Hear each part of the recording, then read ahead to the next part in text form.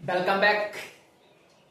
आप सभी कैसे हैं? मैं उम्मीद करता हूं कि आप सभी अच्छे होंगे और आप लोगों को पढ़ाई लिखाई भी अच्छे तरीके से चल रहा होगा।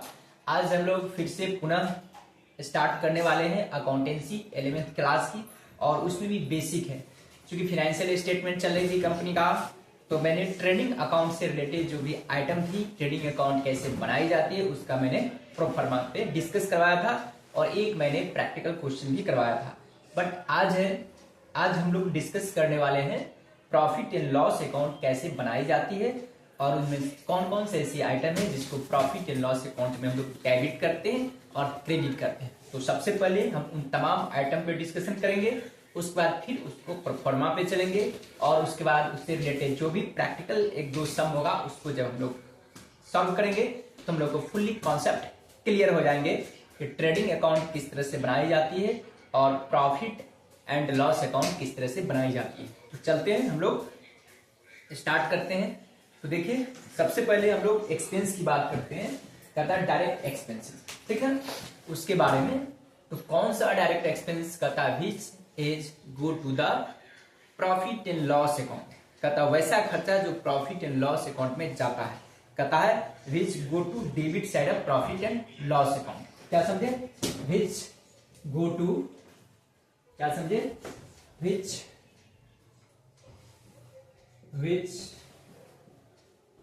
गो to debit side of PL account, profit and loss account. PL का मतलब प्रॉफिट एंड लॉस अकाउंट। क्या समझे? वैसा खर्चा जो प्रॉफिट एंड लॉस अकाउंट के डेबिट साइड में जाता है। उन तमाम खर्च पे हम लोग आज डिस्कस करने वाले हैं। उसके बाद एक प्रोफार्मा प्रिपेयर करेंगे अच्छे तरीका से। तो देखिए, इसमें से कौन कौन सा ऐसा आइटम है जो कि प्रॉफिट एंड लॉस अकाउंट में डेबिट की जाती है। तो कुछ इस तरह से हम लोग एक इमेज बनाएंगे, ठीक है। तो सबसे पहले हम लोग को जाता है एस्टैब्लिशमेंट एंड मैनेजमेंट एक्सपेंस। कौन जाएगा? Establishment,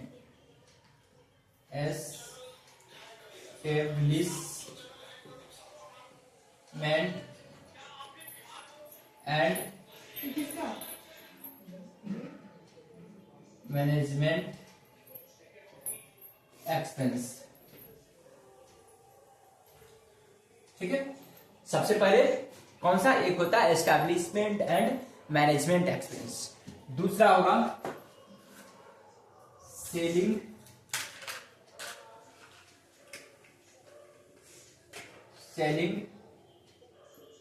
and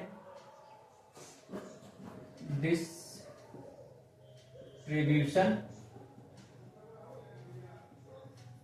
expense. क्या समझे? दूसरा क्या होगा? Selling and distribution expenses. थोड़ा सा मैं यहाँ क्लास चल रही है, उसको मैं थोड़ा सा चेंज कर दे रहा हूं, ठीक है, मैंने चेंज कर दिया। तीसरा होगा फाइनेंशियल एक्सपेंसेस, फाइनेंस एक्सपेंस, ठीक है। नेक्स्ट में आपको आएंगे abnormal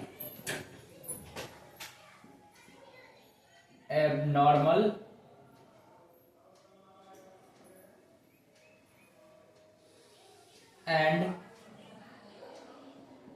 extra ordinary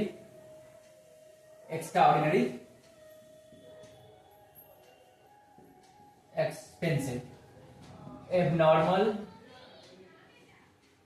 abnormal and extra ordinary expenses, ठीक है।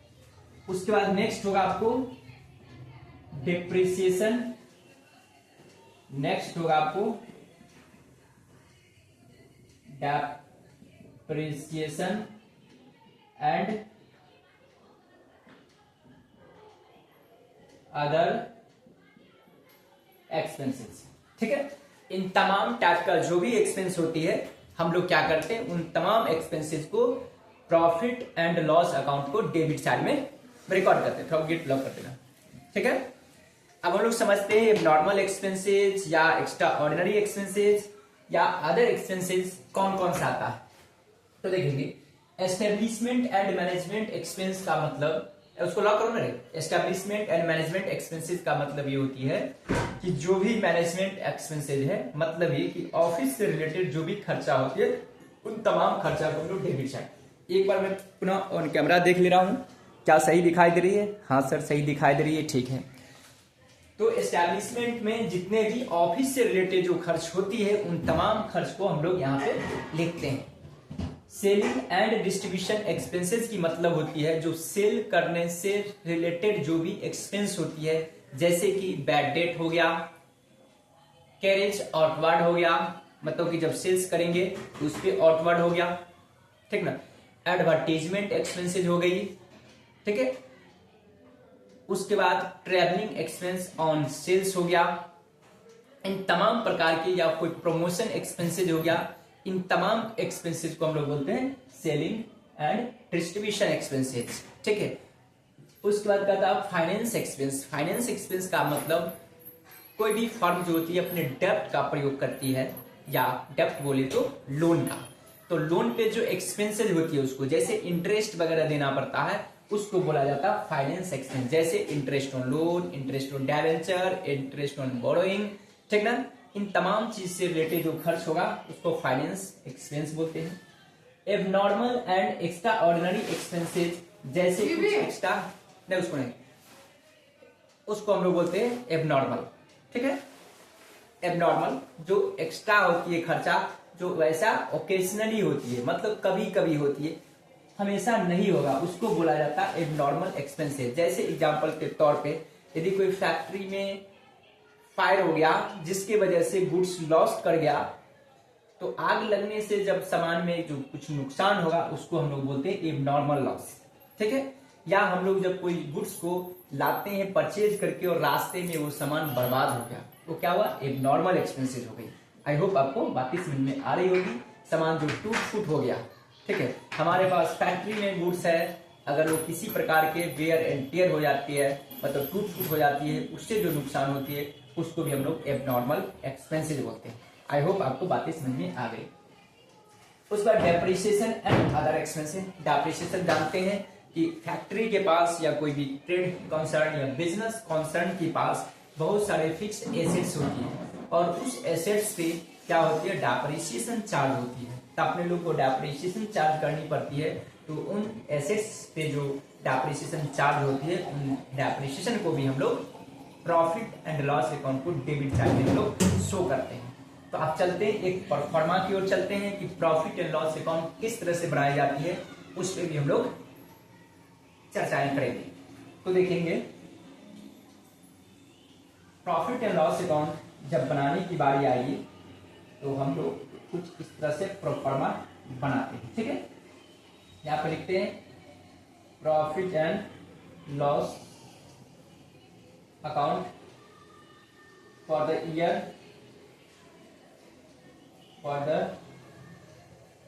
ईयर एंडिंग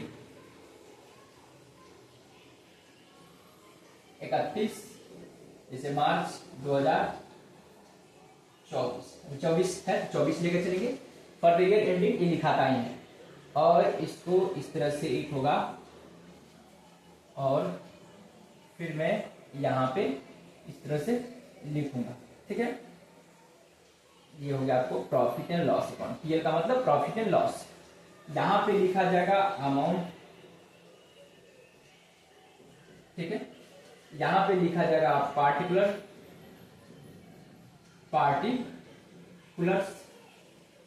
ठीक है। फिर लिखा जाएगा अमाउंट, ठीक है। उसके बाद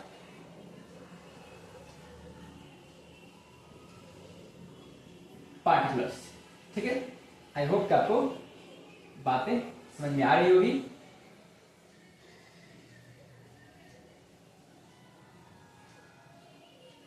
ठीक है। अब हम लोग टू साइड और बाई साइड की ओर चलेंगे, ठीक है। तो टू में जो भी एक्सपेंसेज होती है इनडायरेक्ट, उन तमाम इनडायरेक्ट एक्सपेंसेज को लिखते हैं, और क्रेडिट साइड में जितने भी इनडायरेक्ट इनकम होती है उन तमाम इनकम को हम लोग क्रेडिट करते हैं। तो सबसे पहले होती है जो ग्रॉस प्रॉफिट होते हैं, यहाँ पर लिखा जाता है बाय ग्रॉस प्रॉफिट बी, जो वहां पे बैलेंस शीट फिगर निकलती है उसको यहाँ पे लिख दी जाती है। एक बार मैं पुनः फिर ऑन कैमरा देख ले रहा हूँ, क्या आप लोग सही से देख पा रहे हैं? हाँ सर, थोड़ा सा मैं इसको इधर कर दे रहा हूँ, ठीक है। अब आप लोग अच्छे से देख पा रहे होंगे और नीचे तक दिखाई दे रहे हैं, हाँ एकदम क्लियर है। बाय ग्रॉस प्रॉफिट बीडी, जो ट्रेडिंग अकाउंट से जो बैलेंस कैरेट डाउन होकर के आती है उसको हम लोग यहाँ पे लिखते हैं, ठीक है।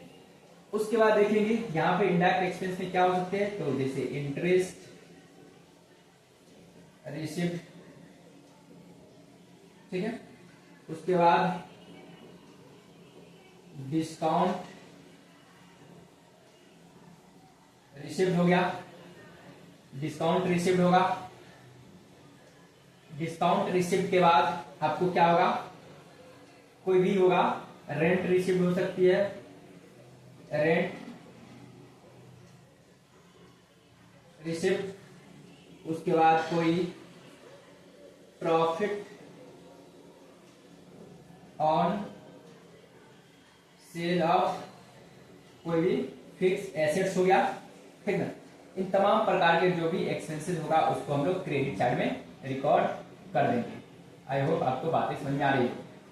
अब टू साइड में आएंगे, टू साइड में लिखेंगे टू, यदि कोई ग्रॉस लॉस होगा तो यहां पे लिखेंगे to gross loss B, to gross loss B, ये हो गया। उसके बाद टू हो गया आपको सैलरी, टू सैलरी के बाद होगा टू कोई रेंट, रेंट पेड, टू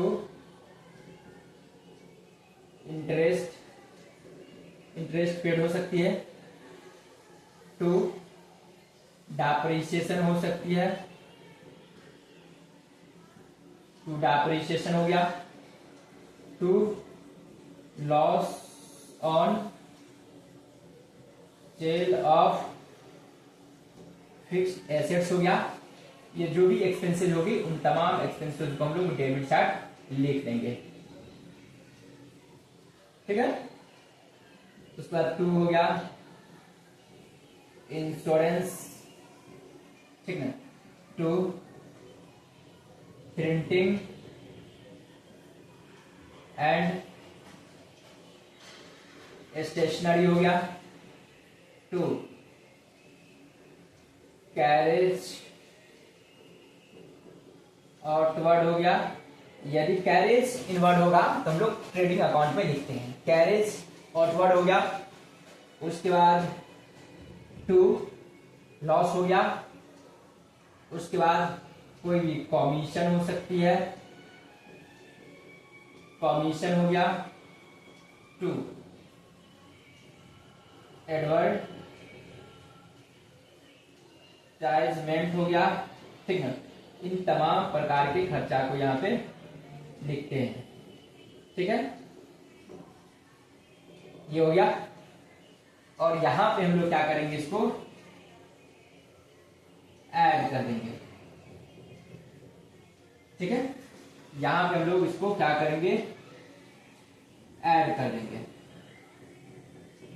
इसको बोलेंगे टू नेट प्रॉफिट, ये हो जाएगा आपको बैलेंसिंग, ठीक है। जो भी यहां पे आएगा ये नेट प्रॉफिट निकल के आएगा, ठीक है। यदि क्रेडिट साइड डेफिसिट करेगी तो उसको बोला जाएगा नेट लॉस, ठीक है। तो यहां पर लिखूंगा नेट लॉस, ये जाएगा बैलेंसिंग, ठीक है, ठीक है।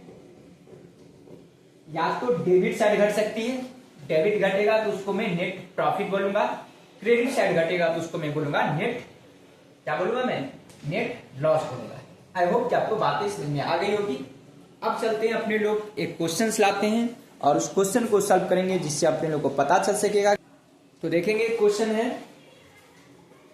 ये क्वेश्चन है एसके सिंह का जो बुक है इलस्ट्रेशन नंबर 6 है, एक बार मैं आप लोगों तक फोटो दिखा दे रहा हूं ताकि आप लोग इसको स्क्रीनशॉट भी ले सकेंगे। तो मैं इसका फोटो दिखा रहा हूं, जैसे देखेंगे इलस्ट्रेशन नंबर 6 है, कुछ यहाँ पे भी है, इस साइड में भी। इसका आप लोग स्क्रीनशॉट लेंगे, देखेंगे इस तरह से क्वेश्चंस गिवन है। अब मैं चलता हूं क्वेश्चंस की ओर, ठीक है। इलस्ट्रेशन नंबर 6 है, देखिए कहता है from the following particulars prepare profit and loss account of Lalit for the year ending 31 मार्च 2018, ठीक है। आपको प्रॉफिट एंड लॉस अकाउंट बनानी है। तो एक हम लोग इसी तरह फॉर्मेट बनाएंगे। ये क्या है, इलस्ट्रेशन नंबर 6 है, इसके सिंह का बुक है, और आप लोग इसको स्क्रीनशॉट लेंगे ताकि आप लोग को क्वेश्चन को स्टडीज करने में काफी हेल्प होगा, ठीक है। मैं यहाँ पे एक छोटा सा फॉर्मेट बना दे रहा हूं, इस तरह से कुछ, क्योंकि क्वेश्चन को हम लोग जब तक प्रैक्टिस नहीं करेंगे तब तक क्या होगा, कितना भी फॉर्मेट समझ जाएंगे तो हम लोग क्वेश्चन नहीं सॉल्व कर पाएंगे। तो देखेंगे यहाँ पे लिखेंगे profit and loss account of Lalit, ठीक है। ये कब का है डेट वो देखेंगे, ये दिया हुआ 31 मार्च 2018, ठीक ना। या लिखेंगे 31 मार्च 2018। मैं इस चीज को मिटा दे रहा हूं, ये आप लोग नोट कर लिए होंगे, ठीक है। यहाँ अमाउंट होगा, यहाँ पे ये, यहाँ पे अमाउंट लिखा जाएगा, अमाउंट, यहाँ पे होंगे आपको पार्टिकुलर, फिर यहाँ पे होंगे आपको अमाउंट होगा,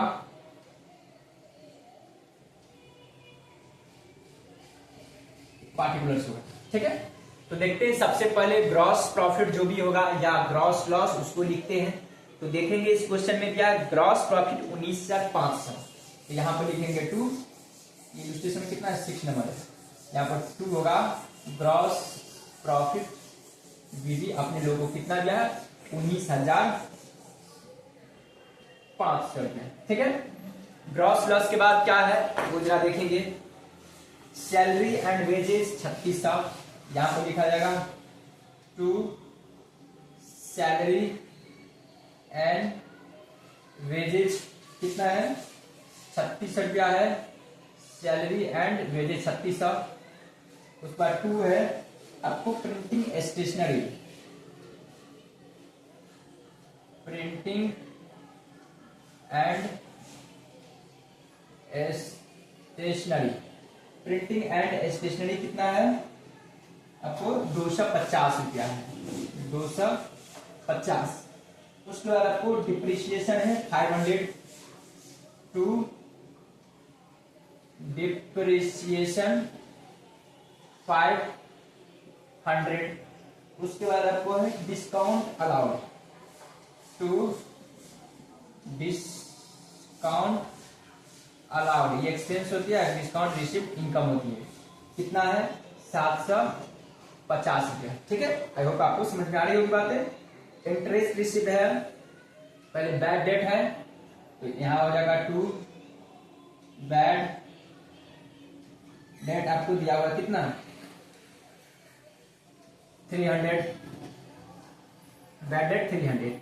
legal expense 150, to legal expenses है 150 है। उसके बाद है कैरेज आउटवर्ड है, इनवर्ड होता तो ट्रेडिंग में जाता है, ये है outward, carriage outward, carriage outward आपको दे रखा है 100। उसके बाद 2 rent rates and tax, 2 rent rates and tax दे रखा है 500, ठीक है, बात समझ में आ रही होगी। उसके बाद interest receive discount receive, by side जाएगा, कहता है बाई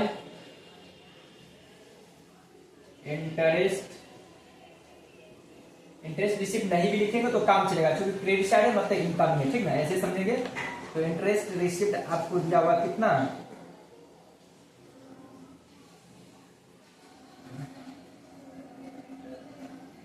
मैंने उल्टा लिखा, ग्रॉस प्रॉफिट इस साइड लिखा था बाई, लिखेंगे उल्टा होगा, ग्रॉस प्रॉफिट कुछ है, लॉस यहाँ लिखा था ना, मैंने उल्टा लिख दिया हूँ, सॉरी बाबा। यहाँ लिखा है बाई ग्रॉस प्रॉफिट बीडी 19,500। चलिए देखेंगे, यहाँ पर लिखा था मैं टूसा लिखवा दिया। इंटरेस्ट रिसीव 300 है बाई इंटरेस्ट रिसीव है 300 है। उसके बाद आपको है discount receive 250 bye discount receive 250 है। उसके बाद कमीशन डेबिट, कमीशन डेबिट का मतलब खर्चा हो गया, ठीक है। अगर क्रेडिट रहता तो इनकम होता टू कमीशन। हमेशा याद रखें, जब डेबिट रहेगा कोई तो समझेंगे वो एक्सपेंस है और क्रेडिट होगा तो इनकम है। 150 रुपया, ठीक है। उसके बाद कमीशन के बाद है इंश्योरेंस प्रीमियम 125 खर्चा है तो होगा to insurance premium. Insurance premium आपको 125 है, 125 तो ध्यान से दिखा दे रहे, ठीक है। इंश्योरेंस प्रीमियम का अप्रेंटिस प्रीमियम क्रेडिट है, तो ये इनकम का देखें, जो कोई भी खर्चा चाहे इनकम के बारे में डेबिट क्रेडिट। अप्रेंटिस प्रीमियम ये क्रेडिट दिया हुआ है, इसलिए इनकम होंगे 125 रुपया, ठीक है। उसके बाद आपको सैलरी एक्सपेंस, ये खर्चा हो गया 50 रुपया। टू यहां पर मैं लिख देता हूं टू सैलरी एक्सपेंस कितना होगा 50 रुपया दिया हुआ, 50 हो जाएगा। उसके बाद है ट्रैवलिंग एक्सपेंस और एडवर्टीजमेंट खर्चा है, पूछा जाएगा टू ट्रैवलिंग एक्सपेंस। उसके बाद टू एडवर्टाइजमेंट एक्सपेंस। ट्रैवलिंग आपको दे रखा है 12 से 50 और ये 7 से 50, ये आपको 12 से 50 और ये आपको 7 से 50, ठीक है। ये आपको कुछ इस तरह से हो जाएगा, ठीक है। तो आई होप आपको बातें समझ में आ रही होगी।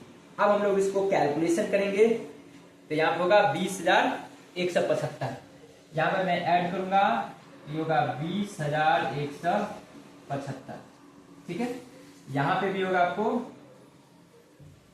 20,175, यहां पर हो जाएगा टू नेट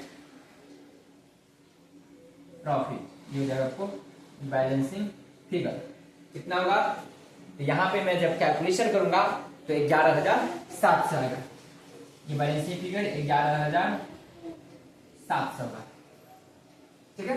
आई होप आपको पता चल गया होगा कि प्रॉफिट एंड लॉस अकाउंट को कुछ इस तरह से हम लोग बनाते हैं। आई होप कि आप लोग को बातें समझ में आ गया होगा और आप लोग नोट कर लिए होंगे। Okay, bye bye, have a nice day.